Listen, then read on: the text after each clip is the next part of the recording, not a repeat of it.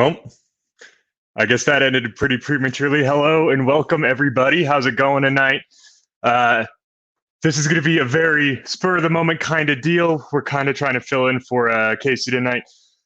What I'm going to be talking about tonight is some of the craziness that has been going on my campus today. For those of you unaware, I'm a student at Colorado State University here, right up the road. And lately, there has been some crazy stuff going on there. And I think it's really important that people are aware of what is being taught on university campuses right now, the kind of ideas that are being promulgated, and what sort of attacks are actually taking place, not only against ideas, but against the students that are out trying to spread these ideas. So tonight, I'm going to be joined by my friends Easy and Bucky. As Bucky's the only one that's here, I'm going to bring him on. But how's it going, bud? It's going fantastic, and I love seeing Storm and Norman with us today. Absolutely. Hi, Sherry. It's good to see you. Cindy, everybody. Thank you guys so much for coming in. Yeah, so I don't know, dude. You didn't go to college, so I don't know if you're really aware of how crazy colleges can get. I did live in Boulder, though. Yeah, you lived in Boulder, so that's close enough. In the dorms. Oh, how? Why? So because I had lots of girlfriends, Kevin. You were homeless. So you were homeless, and you were just I technically couch lived surfing in the dorms in I Boulder. technically lived in Fort Collins, but my girlfriend's roommates liked me, and I love to buy booze. Everybody knows I love to buy booze. So. Yeah, but you were basically a vagrant that was just picking on college girls to try to find a couch to sleep on at night. But yeah, so. And you know what I realized? That was news to me. You don't have to pay tuition to show up to classes. You can just show up to classes. Yeah, if it's a public university, you're allowed to audit classes to So it's I'm sure that you got a great education. I learned something profound that ended up causing me to leave Boulder. In what was the name of the class? It starts with an A. It's like How to Weasel Your Way into People's Homes 101. Was that what it was? No, man, I was in this class and the professor was talking about how in monkey tribes, you will have female monkeys will find a nice guy, a beta male, to spend time with, and then so you're saying go get pregnant by the alpha male and trick the beta male into raising their kids. And eventually, I realized that this it's not over. These things are happening, guys. Is there little Buckies running around Boulder right now? Are they the ones with the pink hair and the face mask at 2 years old? Is that what this is? Unfortunately, gentlemen, I was the beta supplier. Were you the only supplier of alcohol to the campus at that point? Or you probably was, but for real. Okay, so you know what? But you've experienced a college campus. What about you, Eric? Did you have to deal with a lot of that? Yeah. I did some community college. I did a little bit of university.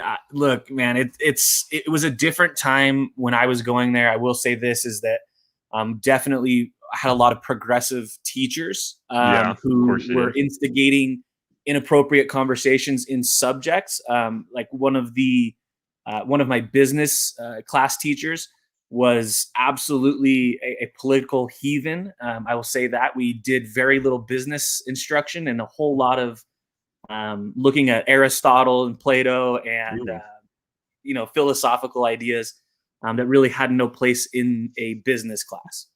Yeah, no, really, business doesn't even have a place in a business class. It's not a real major. It's not real. It's not a real college. Okay.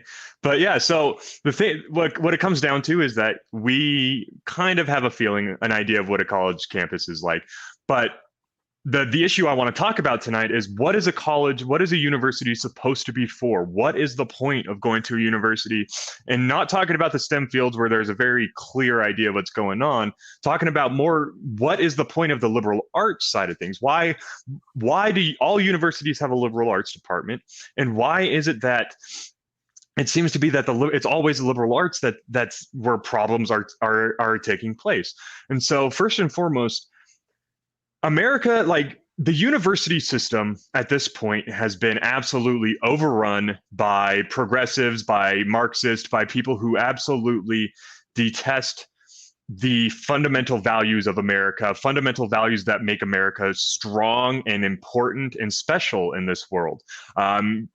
if you look at the liberal arts departments, if you look at humanities studies and stuff like that, what people like James Lindsay colloquially call the grievance studies, um, what it's turned into is this place where a bunch of woke college students, or not even woke college students, go to get just told an alternative reality of what the world really is. They get these what's going on in these college campuses is basically cultural Marxism has its claws so deep within this that at this point we are starting to lose, not starting, we have lost and are absolutely, it's turned into an avalanche at this point, lost what a college campus is supposed to be for. At its fundamental core, a liberal arts university is supposed to be about challenging thought, challenging ideas, making people uncomfortable with discussion, pushing people to actually learn and learn how to acquire knowledge, and really strongly participate in life as we know it. And we are losing this from our universities. A university, especially a liberal arts side, a philosopher like me, it used to be that philosophy was something good to learn, because if nothing else, it taught you how to think, how to be a critical thinker. And that is a skill that is applied very easily to everyday life. Being able to actually accurately critique things, being able to take in information and process it for what it is, and actually be able to pick it apart and dissect it, that is something we need to be able to do. Except when you look at a lot of these liberal arts schools, and I will say the philosophy department not nearly as bad, but if you look at like grievance studies such as feminist theory, African theory, Native American, like all these race-based programs, all they're doing is filling kids' heads with very pernicious and destructive ideas about systemic racism, ideas about hate speech, about stuff like white privilege, white guilt. They are building up these incredibly divisive ideals. So can I interject real quick? Yes. Yeah, like one of the I think a lot of people equate this to the goalposts being moved by professors. I want to share an alternative perspective that is a little bit different. My mom was a college professor. She taught at both the community college level, and also at the university level. Yeah. She actually ended up leaving the community college because they were mandating that she cover topics inside of her writing classes that were topics that were traditionally not included in any sort of coursework or curriculum that she had written. Yeah. And I want to stress that point, because I think a lot of teachers are caught between the union, the university, and ultimately a paycheck. And I'll just kind of share to that experience is my mom was able to push back. She never was and never did participate as a union member. And so, there was a lot of threats, those kinds of things that came her way from them about her potential liability if she refused to teach those courses. She ended up leaving the community college over it. But it was something that, towards the end of her career as a professor, she absolutely felt pressure to cover topics that were, they were absolutely theory based, and they had no place in a writing or debate class unless it was an organic topic that had come up from a student written paper, not a topic to write on. Yeah. And so I just want to share that perspective, because I do think there is some inner workings between teachers unions and ultimately universities that compels people to teach these things. I'm assuming your mother taught a bit in the past. Things are a little bit different, and I noticed there are things I notice about the way teachers discuss certain things, where there's a bit of a divide between the older teachers and the younger teachers, right? So for those of you unaware, Yuri Bezmenov basically laid out how the KGB was going to use the university system to infiltrate and corrupt American society. And not going to get into that tonight because we're trying to keep this video at about 20-25 minutes. But what it comes down to is there are teachers. I remember my contemporary political theory class, or contemporary philosophical theory class, where we read Herbert Marcuse, Franz Fanon, Piaget. We read a bunch of modern Foucault. It was all about a bunch of modern philosophers. And the thing was, is that luckily this was a summer class, and there was, out of the 9 students, 7 of us were at least reasonable, if not conservative, but definitely willing to push back. She had never heard the ideas that she was presenting challenged in the way we challenged it. And to her credit, she was very receptive of it. She really appreciated how much dialogue was going on. But the thing was, is she legitimately bought into stuff like Herbert Marcuse saying, you must be intolerant of tolerance if you actually want to make things work. And that is what the issue is. Critical race theory, at its core, basically posits that the narrative you're spun is actually a result of a meta-narrative. Now, I'm not going to get into all of that. They were all infiltrated in the 50s and 60s. It's just gotten worse since then. It's a compounding interest kind of deal. But anyways, I will just add, the California system is where my mom experienced this. So I just want people to understand how contextually correct that is. Yeah. But anyway, so you have this issue with critical race theory and that kind of stuff, and the intolerance of tolerance, because that is what sparked that idea, that messaging is what sparked a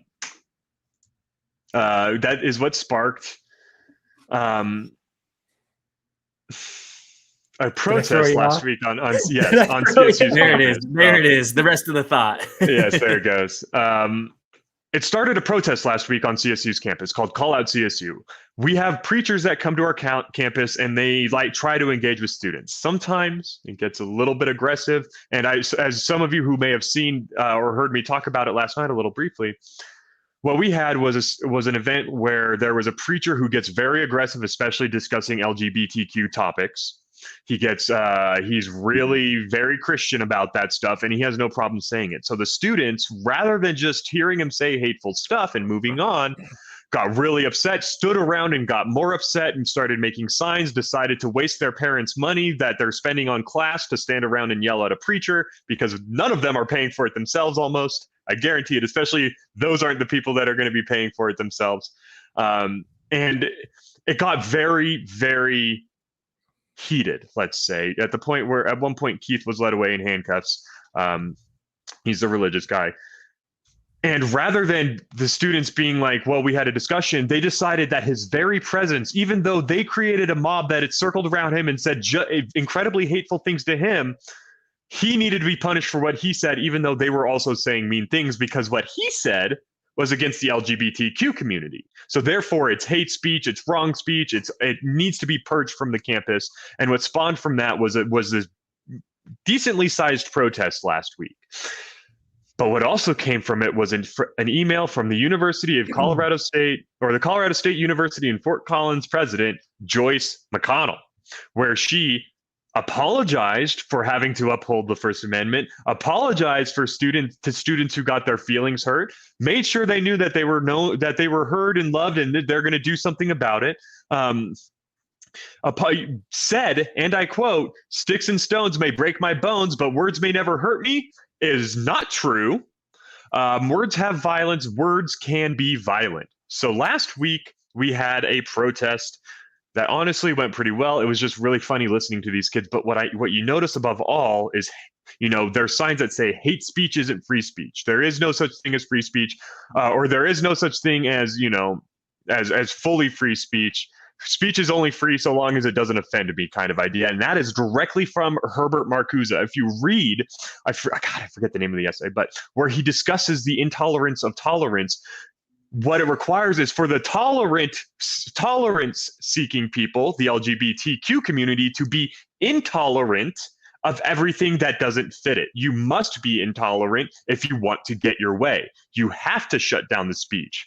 And what came from Joyce McConnell telling everybody that words are violence is, yesterday, one of my chapter members was assaulted by a crazy person. And I know he was motivated by it because Can I just ask? We have some stuff that we're working out on the back end. We're gonna try and show it to you guys. We're waiting to get some specific instruction that I think will be very pertinent to this subject. But just know that it's gonna come eventually. Awesome. Well, in any case, right? It's the natural conclusion to rhetoric like this is people. When you say words are violence, you have to understand why there is a distinction between the two.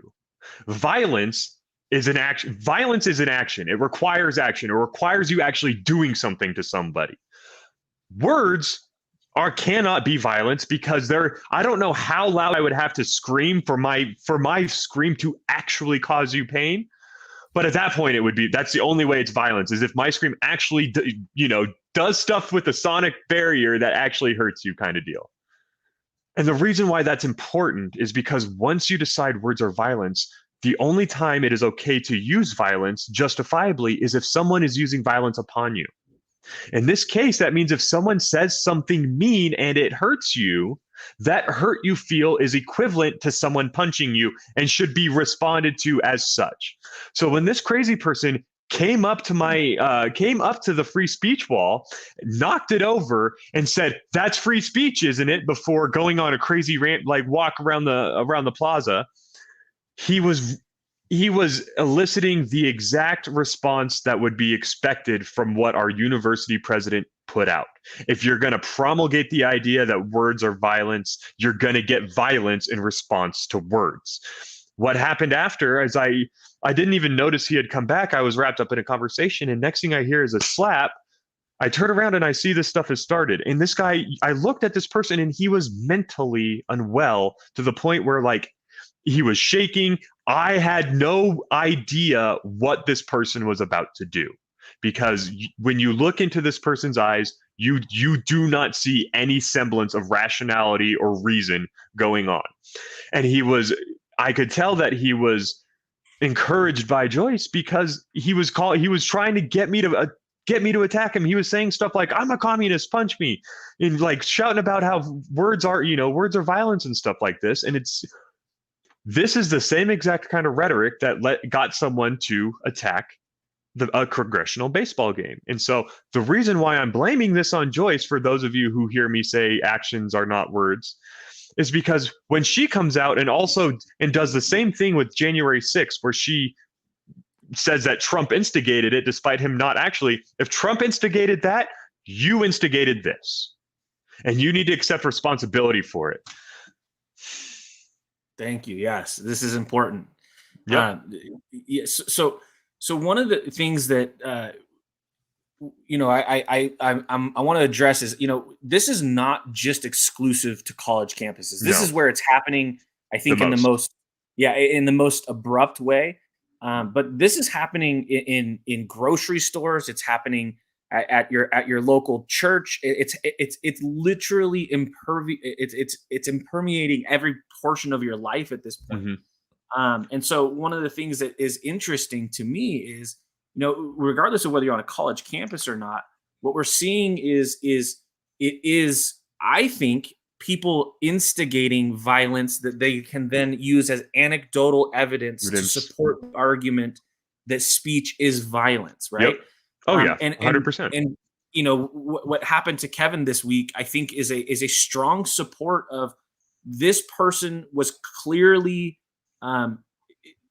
they felt tasked to bring the conversation from a conversation to an altercation. Yep. And the distinction can be very little. It can be very different depending on who you are. But one of the things that you've talked about is words being violence or equating to violence. No, it is the person's actions that come either before or afterwards. It doesn't matter. It is the person's actions that are physical in nature that are potentially harming. So me having a conversation with an individual, there is no violence there. Now, if I posture differently, if I square up my shoulders, and body language is potential. Everything. Right? Body language is everything. And it was like reading a fucking book with this guy. Jesus. What was insane is why I knew he was so crazy is because, like, I'm not a small dude. And he was scrawny. Like, at a point I was just like kind of pushing him with one hand, and he was throwing his entire weight against me, and I was just pushing him, like, but he was so unhinged that he was asking me to hurt him. He wasn't going to make it out of there without a ton of damage. And that's what he was willing to do to come after me, to get us. He was willing to get absolutely destroyed, if you will. The common person doesn't face Yeah. violence, do they? What do you think of this? I think that's an interesting. I mean, most of us don't face violence ever, except for a couple times, and it's in those moments when you do, when when you're facing something like this. I don't remember the last time I had to do something like this, right? I've never had to do this at a tabling event before. I've never had to actually physically personally remove someone. But here's the thing, and of course, like, violence does solve nothing. Like, there was a reason why I didn't punch this kid. There's a reason I didn't tackle him. There's a reason I didn't draw my gun. It's because as soon as I arrived, he posed no threat. I just wanted him out of there. I tried to resolve it as peacefully as possible, but what I'm trying to get at is, this is a direct response to the rhetoric that the administration is putting out. It is a direct response to the rhetoric that teachers are putting out. And we, as the American people, need to be fighting this. These are publicly funded universities. They cannot and should not ever be apologizing for the First Amendment. A university is for you to get your ideas challenged and feel uncomfortable. That is what a university is for, especially in the liberal arts field. If you're in STEM and everything like that, it's different. You're learning an actual hard physical science kind of deal. But if you're in the liberal arts, you are there to be challenged. And if the university is not willing to be challenged and is not willing to stand up for the fundamental idea of freedom of speech, the very thing that makes universities possible in the first place, I don't see what we can do. And I know what's going on here. Joyce looks at the situation and she goes, well, the Turning Point people, they're usually not the ones getting violent in organizing rallies and stuff like that. It's the people on the left. I do not for a second think that this woman believes what she's saying. I think for a second, she's trying to make the political move of just getting people to shut the fuck up. And by doing so, by giving into the mob, she's fueling the mob. That's all she's doing here. She's looking at the mob and going, rather than take a stand against you and tell you guys, hey, what you got to learn how to do is, you're never going to get rid of the pain and suffering in your life. You've got to learn to overcome it. But rather than that, she's coddling them like little babies and be like, "Oh, don't worry." What happens when you capitulate to someone who's trying to use intimidation to get you to shut up? Is you embolden them to use it more. Yeah, you appease it temporarily, but you strengthen it in the long term. Exactly. And if we don't have free speech on college campuses, then they really can't be places of higher learning. No. Because higher learning means that you need to push the boundaries of what we know and what we think to be true. And in order to do that, you actually have to risk saying things that are offensive or saying things that are wrong. Yeah, it's that's the whole point of it. Yeah, I think like what you experienced this week is a small sample size, I think, of kind of the social aggression that we're seeing across the board, right? So, it's really interesting, and the reason I pulled this comment up is, where are people seeing free speech impacted in your personal life is we've had a slow progress to where we are now at a point where censorship is very real, right? It was kind of a dream dystopia a couple of years ago. I think one of the important parts to point out, I think, have you guys both seen the Evergreen documentary? Okay. So Evergreen University, Brett Weinstein. You're talking about Brett Weinstein? Yeah, absolutely. Right. And so I'll reference that. Anybody who wants to go do a little research on it, I would encourage you to do so. It's a really deep dive into the psychology that is being used to allow students to take power and then force into the staffing and into the administrative end of the school that they must comply. And so the free speech impacting in your personal life, if it's not on campus, on a college campus, think about where you've been recently that you can't express your opinion out loud. Exactly. And I think it's really important. The part of the reason why I wanted to do this, because we're going to be wrapping up here. I got to go see my dad. But I got to go to the Asian market. Oh, yeah. The reason why I wanted to bring this up is because it used to be the case. And I remember hearing people say it. Oh, it's just happening on a college campus. It's just a college campus. It's not a big deal. They'll learn. They'll get out in the real world and learn.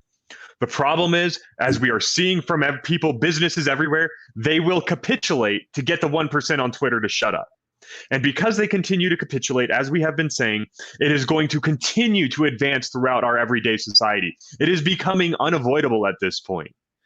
There's a lot of people in red states where maybe they haven't experienced it yet, but it's coming. What happens on this college university is on the university campus, especially in today's day and age where they are making such a push to get everyone on there.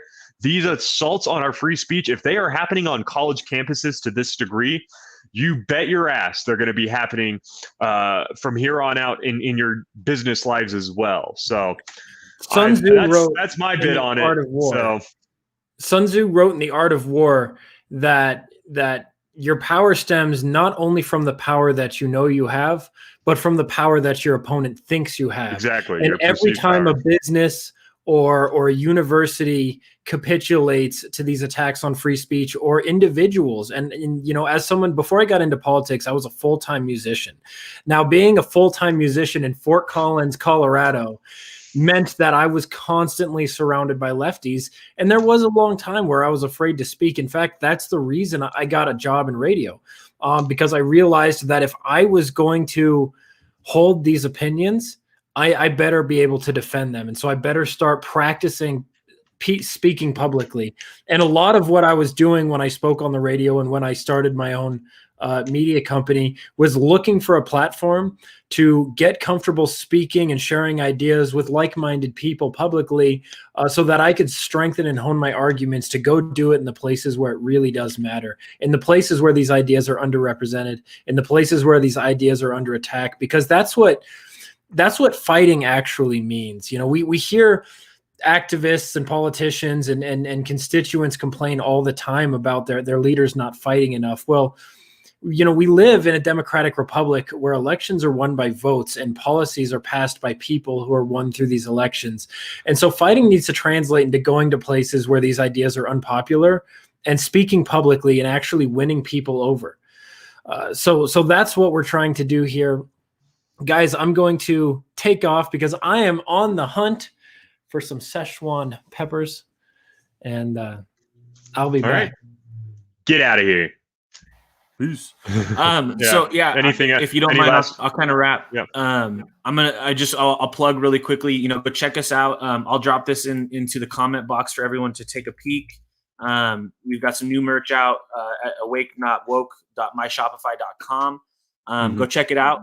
If you know, in this vein of speaking about free speech, you know, where it's getting ever more difficult to voice your opinion out loud and publicly, you know, some of our merchandise can do that for you. You can make a statement, and I'll shamelessly plug that and just say, absolutely, we have opportunities, guys. If you're not willing to use your voice, you know, let us be your billboard. I think it's important that we make statements that are educated, but more importantly, we need to fundamentally come together on the simplicity of free speech. Yeah. The minute that goes away, we are thought policed and we have no opportunity. So I'll just shamelessly plug that. I'll put that in the comments, and then go ahead, Kevin. Awesome. Well, thank you everyone who stayed to listen today. I think this is a very important topic to talk about. And as someone who refuses to bow down to the powers that try to, you know, oppress our views and try to destroy our rights, I'm never going to not take the opportunity to stand up against this stuff. I do want to take a moment to announce I have actually written an article about this up at the Liberty Revolt at libertyrevoltmedia.com. It's just about the hashtag call out CSU protests. I'll also be putting it up on the Be the Change page tomorrow. For those of you who are interested in long form discussions, next Wednesday at 7 o'clock Mountain Time, so 9 Eastern, I will be launching Common Nonsense with Kevin. My first guest is a man I met in high school for the first time, a dude named Joe Bob, who's actually Samoan. And he currently works for the Daily Caller. He puts out content there. You can go see his stuff over at the Daily Caller on YouTube.